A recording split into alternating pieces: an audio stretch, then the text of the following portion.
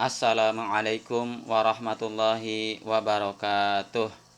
Bismillahirrahmanirrahim. Alhamdulillahirabbil alamin. Allahumma sholli ala sayyidina Muhammad wa ala ali sayyidina Muhammad.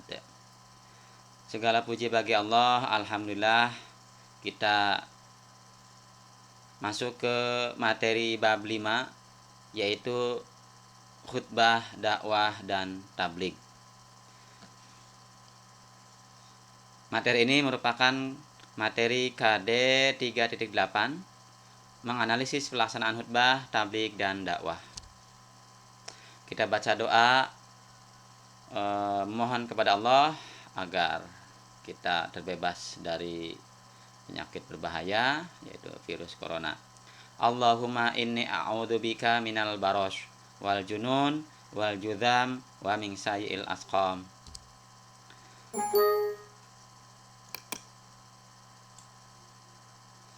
Nah, ini ada hadis dari yang diriwayatkan oleh Imam Muslim. An Abi Sa'id al-Khudri radhiyallahu anhu qala sami'tu Rasulullah sallallahu alaihi wasallam yaqul man ra'a minkum munkaran falyughayyirhu biyadihi fa illam yastati fa bilisanihi fa illam yastati fa biqalbihi dzalika ad'aful iman. Dari Abu Sa'id Al-Khudri radhiyallahu anhu berkata, saya mendengar Rasulullah sallallahu alaihi wasallam bersabda, barang siapa yang melihat kemungkaran, maka ubahlah dengan tangannya. Apabila tidak mampu, maka ubahlah dengan lisannya. Apabila tidak mampu, maka dengan hatinya tidak mengikuti kemungkaran tersebut. Dan itu selemah-lemahnya iman. Hadis riwayat Muslim. Pengertian khutbah, dakwah, dan tabligh. Khutbah. Menurut bahasa, khutbah berasal dari bahasa Arab khotoba yakhtubu khotbatan. Artinya berbicara, ceramah, nasihat, atau berpidato. Secara istilah, khutbah artinya berpidato di atas mimbar sesuai syarat dan rukun dengan tujuan mengajak mustami untuk meningkatkan takwa kepada Allah Subhanahu wa taala. Ibadah yang ada kegiatan khutbah diantaranya sholat Jumat, Idul Fitri, Idul Adha, istisqa, kusuf, sholat gerhana matahari, khusuf, sholat gerhana bulan, wukuf, dan nikah.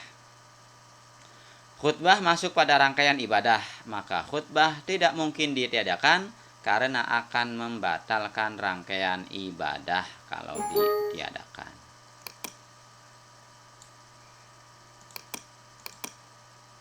Yang kedua, tabligh. Berasal dari kata balagha yuballighu tablighan, yang berarti menyampaikan, memberitahukan dengan lisan. Menurut istilah, tabligh adalah kegiatan menyampaikan pesan Allah Subhanahu wa taala secara lisan kepada satu orang Islam atau lebih untuk diketahui dan diamalkan isinya. Dalam pelaksanaan tabligh, seorang mubaligh yang menyampaikan tabligh biasanya menyampaikan tablighnya dengan gaya dan retorika yang menarik. Yang ketiga adalah dakwah. Berasal dari kata da'a yad'u da'watan, yang berarti memanggil, menyeru, mengajak pada sesuatu hal. Menurut istilah, dakwah adalah kegiatan mengajak orang lain, seseorang atau lebih, ke jalan Allah Subhanahu wa taala secara lisan atau perbuatan. Di sini dikenal adanya dakwah bil lisan dan dakwah bil hal. Kegiatan bukan hanya ceramah, tetapi juga aksi sosial yang nyata. Misalnya santunan anak yatim, sumbangan fasilitas umum, dan lain sebagainya. Pentingnya khutbah, dakwah, dan tabligh. Khutbah masuk pada aktivitas ibadah, maka khutbah tidak mungkin bisa ditinggalkan karena akan membatalkan rangkaian aktivitas ibadah. Di antara sifat wajib bagi Rasul adalah tabligh, yakni menyampaikan wahyu dari Allah Subhanahu wa taala kepada umatnya. Seseorang tidak mesti menjadi ulama terlebih dahulu untuk menyampaikan risalah agama. Hadis Nabi mengatakan, "Balighu anni walau ayah." Sampaikanlah dariku walau hanya satu ayat. Salah satu kewajiban umat Islam adalah berdakwah. Sebagian ulama ada yang menyebut fardu kifayah. Sebagian lainnya menyatakan fardu ain. Setiap dakwah hendaknya bertujuan untuk mewujudkan kebahagiaan dan kesejahteraan hidup di dunia dan akhirat dan mendapat ridho dari Allah Subhanahu wa taala. Ketentuan khutbah, dakwah dan tabligh. Yang pertama, ketentuan khutbah.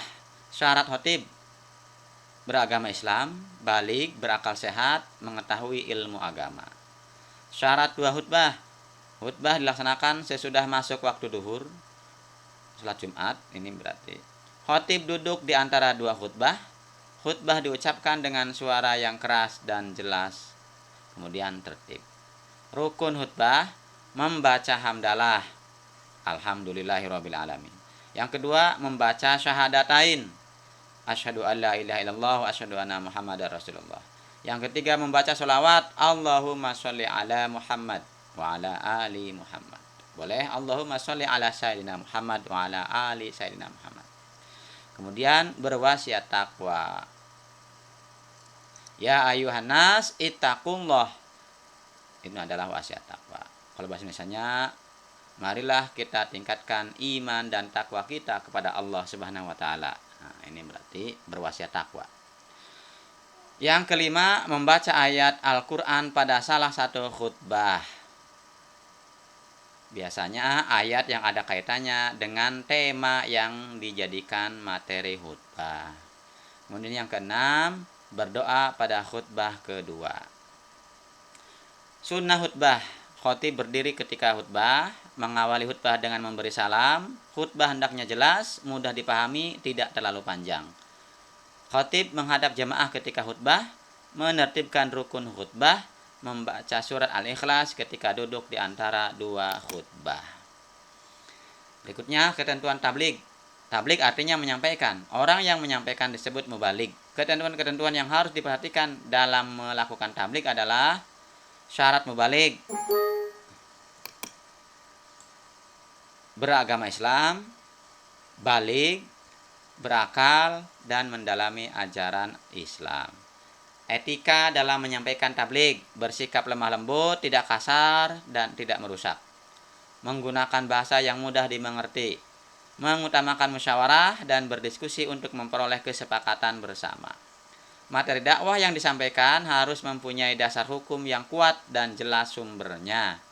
Menyampaikan dengan ikhlas dan sabar sesuai dengan kondisi psikologis dan sosiologis para pendengarnya atau penerimanya. Tidak menghasut orang lain untuk bermusuhan, merusak, berselisih, dan mencari-cari kesalahan orang lain. Ketentuan dakwah. Dakwah artinya mengajak. Orang yang melaksanakan dakwah disebut da'i. Ada dua cara berdakwah, yaitu dengan lisan, dakwah bil lisan, dan dengan perbuatan, dakwah bil hal. Ketentuan-ketentuan yang harus diperhatikan dalam berdakwah adalah sebagai berikut. Syarat da'i: Islam, baligh, berakal, mendalami ajaran Islam. Etika dalam berdakwah: dakwah dilaksanakan dengan hikmah, yaitu ucapan yang jelas, tegas, dan sikap yang bijaksana. Dakwah dilakukan dengan mau'idatul hasanah atau nasihat yang baik, yaitu cara persuasif tanpa kekerasan dan edukatif memberikan pengajaran. Dakwah dilaksanakan dengan memberi contoh yang baik, yaitu uswatun hasanah. Dakwah dilakukan dengan mujadalah, yaitu diskusi atau tukar pikiran yang berjalan secara dinamis dan santun, serta menghargai pendapat orang lain. Mari kita senantiasa berusaha melindungi diri dan keluarga dari COVID-19, diantaranya dengan selalu memakai masker dengan benar, mencuci tangan pakai sabun, menjaga jarak minimal 1 meter, ikut program pemerintah vaksinasi, menghindari kerumunan, dan membatasi mobilitas. Terima kasih. Mudah-mudahan semoga Allah memudahkan urusan kita dan semoga bangsa Indonesia bisa melewati masa pandemi ini. Kurang lebihnya mohon maaf. Kita tutup dengan doa kafaratul majelis. Subhanakallahumma wa bihamdika asyhadu alla ilaha illa anta astaghfiruka wa atubu ilaik. Alhamdulillah. Kita ucapkan alhamdulillahirabbil alamin.